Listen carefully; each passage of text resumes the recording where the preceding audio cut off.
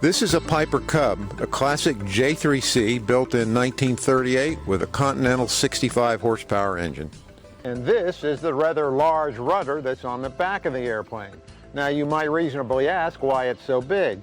Because Mr. Piper wanted it that way, that's why. Hello everyone, this is Paul Bertarelli reporting for Aviation Safety. Now in a previous video we reported on the basic aerodynamics for coordinating a turn. In this video we're going to look at a CFI trick for helping you keep your feet alive on the rudder pedals. But before we do that, let's cut to the cheap graphic and see why the rudder is here in the first place. You know that yaw is rotation about the airplane's vertical axis, but don't forget adverse yaw. When you make a right turn, you lower the left aileron. That gives you more lift on the left wing, but also a bunch of drag, and that pushes the wing back, rotating the airplane against the turn moment. That's adverse yaw, and the rudder is there to counter it. So let's look at adverse yaw in the real world. We've got the airplane slowed down, and we're going to start into a right turn. Take a look around, see what the right turn looks like from my point of view. Here we are in an established right turn, and we're going to roll left into a left turn, but watch what happens. The nose goes further right before it comes around to the left. That's adverse yaw.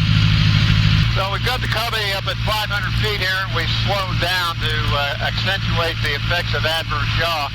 And we're going to do what's called a rudder coordination exercise. Now this is sometimes called Dutch rolls, but that's kind of a misnomer because Dutch rolls technically refers to roll-yaw coupling, and that's not what we're doing here.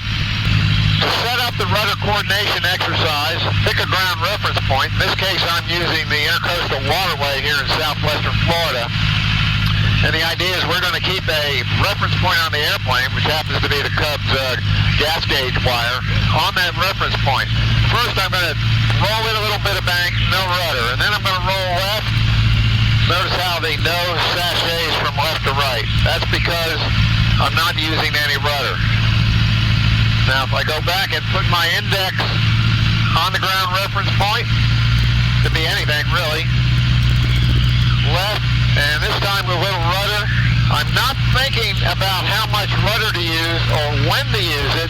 I'm just concentrating on keeping right on that reference point.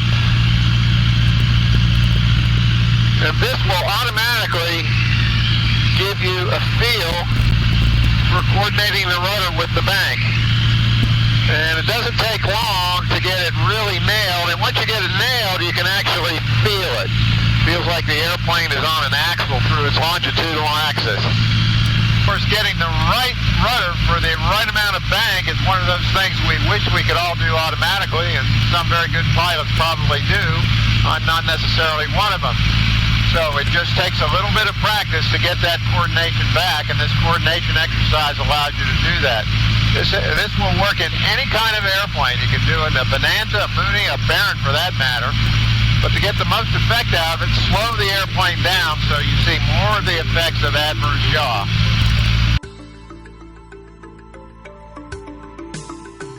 Instructor technique. Yeah! Get exactly the right amount of money. By the way, for all you YouTube bedwetters who complain about audio levels, get your pig butt up here in a 100 decibel cockpit with no electrical system and try it for yourself. I'm just saying.